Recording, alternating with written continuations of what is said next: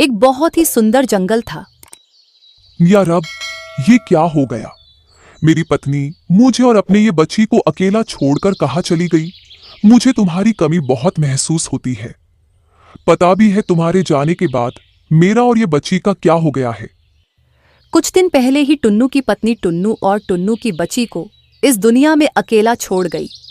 भाभी, दया करके मेरी बच्ची को कुछ समय संभाल ले। मेरा लकड़ियां काटने का समय हो रहा है। भाभी, मैं जंगल की ओर जा रहा हूँ। आप मुन्नी का ख्याल रखना। और हाँ भाभी जी, इसे ठीक समय पर दूध पिला देना। टुन्नू रोज अपनी भाभी के पास अपनी बेटी को छोड़कर जंगल में लकड़ी काटने जाता था। अरे तुम बिल्कुल लड़की की तरह क्यों रहते हो? तुम अपने भाई से कुछ कह क्यों नहीं पाते हो? अब तो मेरा ये रोज का काम हो गया। मैं तुम सभी के लिए खाना बनाऊं या इस तुम्हारे भाई की बेटी की देखभाल करूं? अरे रानो, अभी उसकी पत्नी को गुजरे कुछ ही दिन हुए हैं। अभी उसका बच्ची बहुत छोटी है, इसलिए वो उसका बच्ची हमारे पास रखकर जाता है। तुम खुद सोचो, अगर वो जंगल में इसे लेकर जाएगा तो वो काम करेगा या इस बच्ची को संभालेगा? जब ये बच्ची बड़ी हो जाएगी तो वो इसे अपने साथ ले जाया करेगा। पति जी, मुझे इस बात से बहुत दुख होता है। हमें कितने वर्ष हो गए मगर हमें अभी तक कोई संतान नहीं मिली। हाँ पत्नी जी, हमें जितनी भी संतान होती है वो इस दुनिया में होते ही गुजर जाती है। वो ज्यादा समय तक इस दुनिया में जीवित नहीं रह पाती।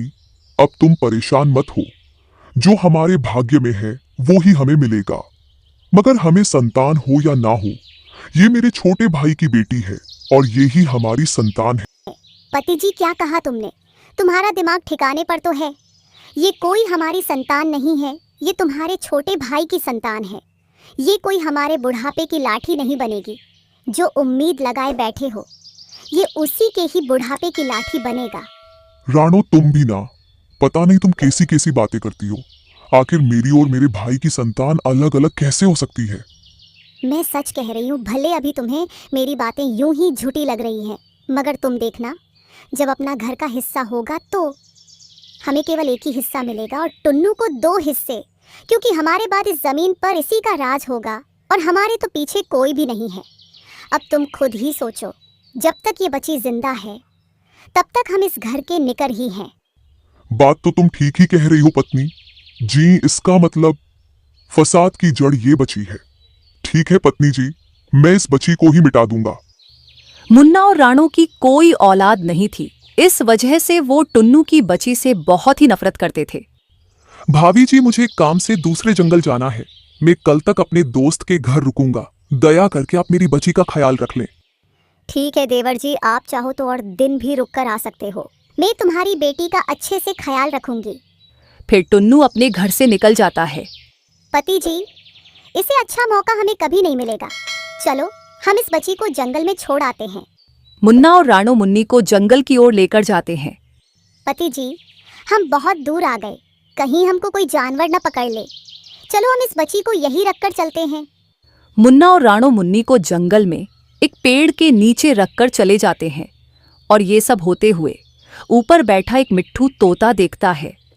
अरे न जाने कौन है ये पक्षी जो इतने छोटे से बच्चे को ये छोड़कर चले गए। और यहाँ पर तो शेर के दौड़ने की आवाज भी आ रही है। अगर ये बच्चा ज्यादा समय तक ऐजा रहा तो जंगली जानवर इसको मर देंगे। मैं एक काम करता हूँ, मैं इस बच्ची को अपने घर ले जाता हूँ। वो तोता उस बच्चे को उठाकर ले जाता है। पति जी, मुझे लगता है अभी तक मुन्नी को जंगली जानवर ने अपना शिकार बना लिया होगा। हाँ, तुमने सही कहा पत्नी जी। और हाँ, ठीक मैंने तुम्हें जो समझाया है, बेसा बेसा ही टुन्नू से कहना। अरे मिट्ठू बेटा, तुम ये छोटे से बच्चे को कहाँ से उठाकर लेकर आए? इस बच्ची के माता पिता इसको ढूंढ रहे होंगे। जाओ इस बच्चे को उसी के घर छोड़कर आओ। नहीं माँ, वो जंगल में एक चिड़िया और एक चिढ़ा। ये बच्चे को मिट्ठू सारी बात अपनी माँ को बता देता है। क्या बेटा, एक चिड़िया और चिढ़ा इस बच्चे को जंगल में मरने के लिए छोड़कर गए? ये कैसे हो सकता है? कोई भला इतने छोटे से बच्चे के साथ ऐसा कैसे कर सकता है? शायद वो पक्षी इस बच्चे को जान से ही मरना चाहते थे। ठीक है बेटा, जब तक इसके माता पिता इसको ढूंढने ये नहीं आते तब तक हम इस बच्चे का ख्याल रखेंगे। अगले दिन सुबह होते ही टुन्नू अपने घर की तरफ आता है। भैया और भाभी मुन्नी कहाँ है? मुझे उसकी बहुत याद आ रही थी। कहाँ है मुन्नी? और तुम दोनों इतने उदास क्यों लग रहे हो? सब कुछ ठीक तो है? अब तुझे क्या बताऊं टुन्नू भाई, मुझे तो ये बात कहने से ही डर लग रहा है। किया हुआ भैया, ऐसी क्या बात है? मेरे भाई मुन्ना, कल तेरे जाने के बाद हम दोनों जंगल की ओर कुछ फल लेने गए थे। भाई टुन्नू, जब तक हम दोनों फल तोड़ रहे थे तो हमने मुन्नी को एक पेड़ के नीचे रख दिया। भाई टुन्नू, इतने ही बीच में एक जंगली जानवर आया और मुन्नी को वहां से उठाकर ले गया। क्या क्या भैया, आप ये क्या कह रहे हो? मुन्नी को जंगली जानवर उठाकर ले गया? टुन्नू के पर के नीचे जमीन खिसक जाती है। मगर भैया, अब मुन्नी कहाँ है? मेरे भाई, अभी तक मुन्नी का कोई पता नहीं है। हमने कल देर रात तक हमने मुन्नी को सारे जंगल में ढूंढा, मगर हमें मुन्नी कहीं नहीं मिला। टुन्नू बहुत जल्दी जंगल की ओर निकलता है और अपनी बच्ची को ढूंढता है। मुन्नी बेटी, मुन्नी कहाँ हो तुम मुन्नी? मगर उसे मुन्नी कहीं नहीं दिखती है। या रब, मुझे पता नहीं है कि मुन्नी मुझे छोड़कर कहाँ चली गई। मैंने उसे जंगल में बहुत ढूंढा, मगर वो मुझे नहीं मिल रही। या रब, मुन्नी जहाँ कहीं भी हो तो उसका ख्याल रखना। टुन्नू का रो रो कर बुरा हाल हो गया था। कई साल बीत जाते हैं। मुन्नी अब खूब बड़ी हो गई थी। बेटा मिट्ठू, तुम जंगल में जाओ और जंगल में जाकर कुछ खाने के लिए सब्जी लेकर आओ, जिसे पकाकर मैं और रानी हमारा पेट भरेंगे। और तुम अपने लिए कुछ फल ले आना। अब तुम जाओ। अरे मुन्ना जी, आज घर में खाना पकाने के लिए बिल्कुल भी सब्जियां नहीं हैं, तो आप जंगल से जाकर कुछ सब्जियां लेकर आओ। ठीक है टुनी, मैं जाता हूँ और कुछ ही समय में जंगल से सब्जियां लेकर आता हूँ। इतना कहकर मुन्ना अपने घर से जंगल की ओर निकल जाता है और जंगल में कुछ खाने के लिए सब्जी ढूंढता है। चलो, आज समय रहते मैंने सब्जियां ढूंढ ली। फिर वो घर की तरफ निकलता है और उससे थोड़ी दूर चलने के बाद एक झोपड़ी नजर आती है। अरे, इतने गहने जंगल में ये घर में कौन रहता है? मैं यहाँ जाता हूँ, अगर यहाँ कोई रहता होगा या नहीं। फिर मुन्ना उस घर की तरफ निकल जाता है। वहां वो ही लड़की खड़ी थी जिसको बहुत साल पहले मुन्ना और टुनी जंगल में छोड़कर चले गए थे। अरे बेटी, थोड़ा सा पानी मिलेगा क्या? मैं यही सब्जी लेने आया था। मुझे बहुत तेज प्यास लगी तो मैंने तुम्हारी ये झोपड़ी देखी, तो मैं यहाँ चला आया। ठीक है, मैं अभी आपके लिए पानी लेकर आती हूँ। लेकिन बेटी, इतने गहने जंगल में तुम अकेले रहती हो क्या? नहीं, मैं अपनी माँ और मिट्ठू भाई के साथ रहती हूँ। रुको, मैं अपने घर के अंदर से तुम्हारे लिए पानी लाती हूँ।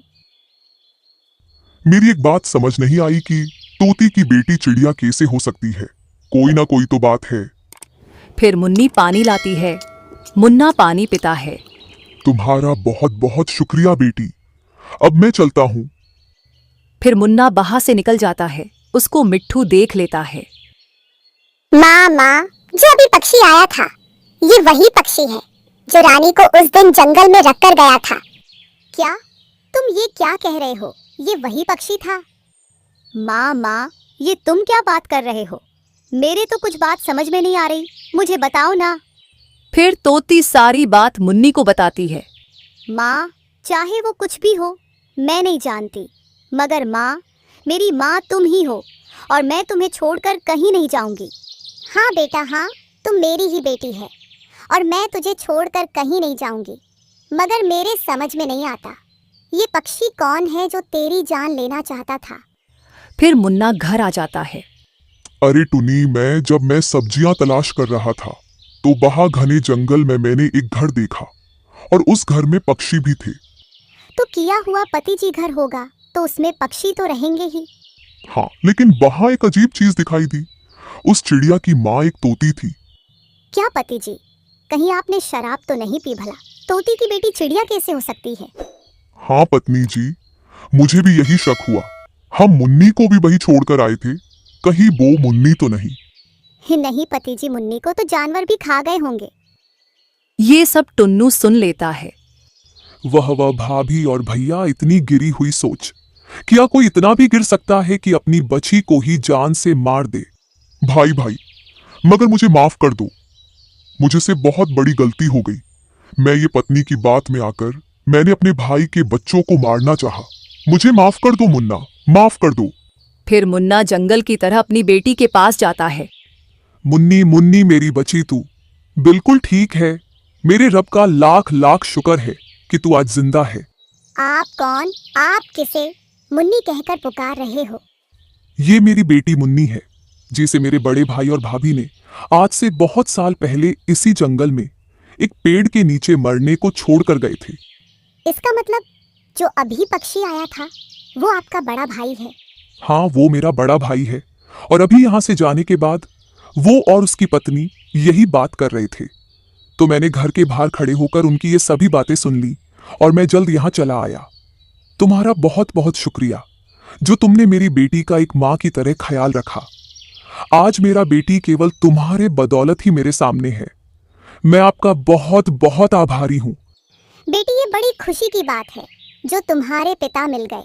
देखो कैसा जमाना आ गया है, कुछ धन दौलत के लिए पक्षी किसी की भी जान लेने को तैयार हो जाते हैं, मगर माँ, मैं आपको छोड़कर कहीं नहीं जाऊंगी। आप ही मेरी माँ हो।